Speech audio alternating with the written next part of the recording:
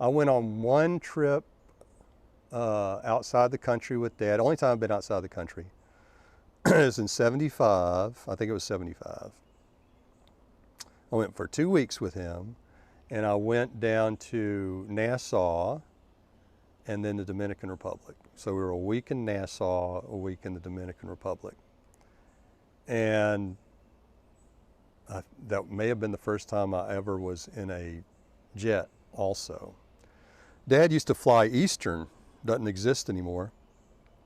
And when we used to pick him up at the airport, I remember we drive out to the Mobile airport, which was way outside of town at that time, and now it's not. Still in the same place, but town's moved out there. And you could go up on this landing and that overlooked where the tarmac was, and you know, there were none of these people chutes, right? They'd roll up the staircase to the side of the plane, and then you just wait for him to come down, and then you'd wave to him when he came across the tarmac. It was so neat. One time though, I think it was when he went to Venezuela, he came back and he had a mustache. I think that lasted 24 to 48 hours.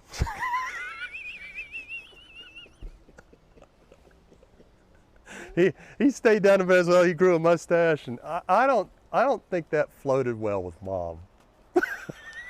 He looked good though.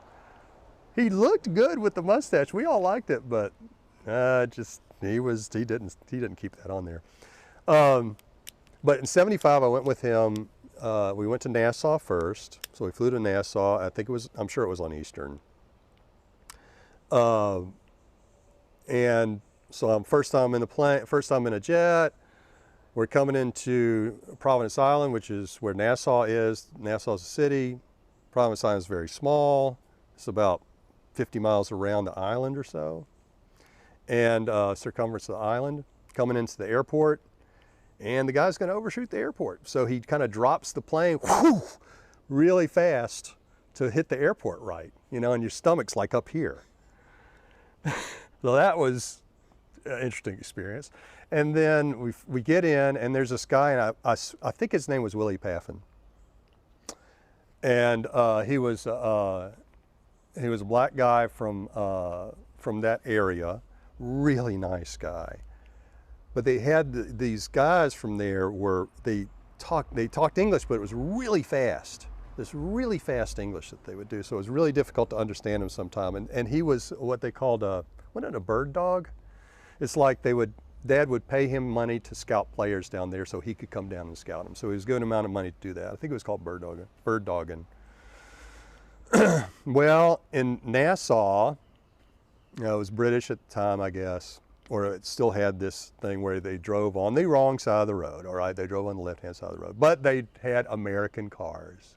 So the steering wheel is not on the correct side of the car for that road.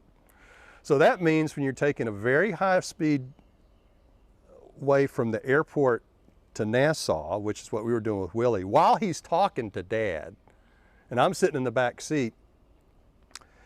And so to pass somebody, which he did a lot, you got to move all the way out into the other lane to pass them to see what's going on.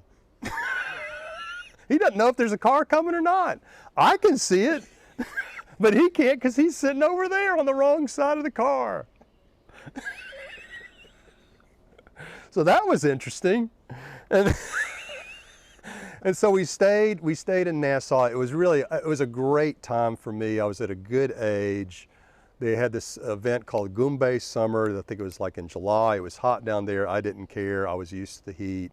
I liked the heat. It was great. They had parades downtown. We stayed in this little place. I think it was called the Governor's House. Little teeny hotel that was right in downtown, right down from the one dock where the cruise ship would come in. And it was a wooden dock at that time. So that was really fun. To do that, stay in Nassau. And that was also the other place where this was typical Dad too. So this was in 75. Dad was born in 1930. So he was 45 years old at the time and still a nut at certain times. I mean, we'll have to talk about the water fights we used to have at Fountain Blue Drive and we just, all sorts of stuff. But But Dad said, hey, let's rent a bicycle built for two and bike around the island. And that's what we did. We went over to this place that rented bikes, and we're not talking like a really nice 15-speed, bicycle built for two. It was a 1-speed bicycle built for two. Now it's flat. And we get on that bike and we just start. We didn't take any supplies or anything like that. We just start biking out of town. And it's a coaster. It goes all the way around the coast and stuff. And let me tell you, it's not like you think about it, because they had some nice beaches, but for the rest of the island, it's kind of like, weeds that grow down in the beach all the way down to the water, that type of thing. I mean, it's scenic in its own way. And so we go around, we get around to the other side of the island. I mean, the town ran out pretty fast, and then there's a lot of nothing. And we're on this bicycle built for two, and I'm trusting in my dad. And he's in the front, of course, and we're just plowing along. And I guess it was about noontime, and it's July, y'all. And, and we get around, none of these convenience stores or anything. There was this one little kiosk looking thing with flies all around it on the other side of the island, where this guy was selling these little sweet bananas. And I guess he had some stuff for us to drink too. And so we ate these little bananas, had flies all over on the outside of the skin, but they weren't on the inside. And we ate that, and we probably ate something else there. The guy had just like a little hut, and that gave us enough sustenance to go the rest of the way through the island. And when did we get back? We get back, the sun is almost in the sea. I mean, when it got to be like about 4 or 5 o'clock, and I know what Dad's thinking. He's like, man, I don't know if we're going to make it back before nightfall. He just wants us to go faster so we can get back faster. I had the time of my life. I mean, man, I wouldn't have done it any other way, but I mean, it was just so amazing. Why would you do that? But he did it. He was just a nut. All of a sudden, he would just do something like that, right? And when you think back about it later, you're like, what were you thinking about? You were not. You just wanted to do this. And let me tell you, I inherited some of that to my dad. Where all of a sudden you're out in the middle of something, you're going, why am I doing this? But I had the time of my life. That was also where we would eat at this little restaurant there, and they had turtle soup, but I never had turtle soup, but it was a cool little place. And then they had, I remember down at the dock, they had a cruise ship, and they would have these guys going around collecting money from people because there was a guy that was going to dive off the back of the cruise ship, which he did, but he wanted to get paid for it. So I don't think I gave anything, I'm cheap. But I watched him dive. And then we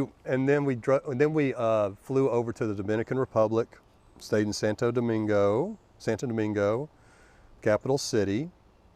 I remember very little about it. Ramon Naranjo, I think he may have been from Dominican Republic. I'd have to get fact checked on that. He was a really smart guy, very intellectual guy that I think did bird dogging and stuff for Dad. And I always, I said, what is Ramon Naranjo? What does that mean? He said, orange, Naranjo. So I always thought he was Ramon Orange. And, but the one thing that happened is they were having blackouts and brownouts there. We were staying in this big hotel. It had lots of floors and had an elevator.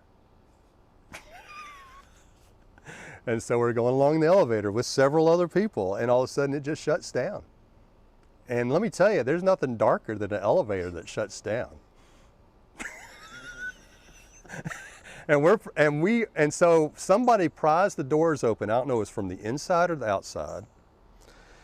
And we found out that we can see the floor. We got about 2.5 feet of daylight there at the bottom of the elevator that we're at. And we can see into that floor, all right? So we can get out. And so they move a sofa from that hallway so they can catch us when we come out of there to get out of because we stayed for a few minutes and it was obvious it was not going to be going anymore, and you just don't want to stay there. I mean, so I watched, you know, these people go out and it looked pretty easy. You know, I'm 15, 16 years old, athletic, I can get out. So I come out, kind of, you back out, your legs go out first, and then you hang on, then you're going to fall on the sofa. And I do that, go on the sofa, and I'm thinking, you know, my legs were right underneath the elevator, that little cube right there, and the shaft is going all the way straight down. I mean, you know, you could have just killed yourself. But anyway, but I remember that blackout. It had a nice restaurant, you know, in that hotel. But I just don't remember anything else about that Dominican Republic. I never got to go to Venezuela with Dad. That would have been pretty neat.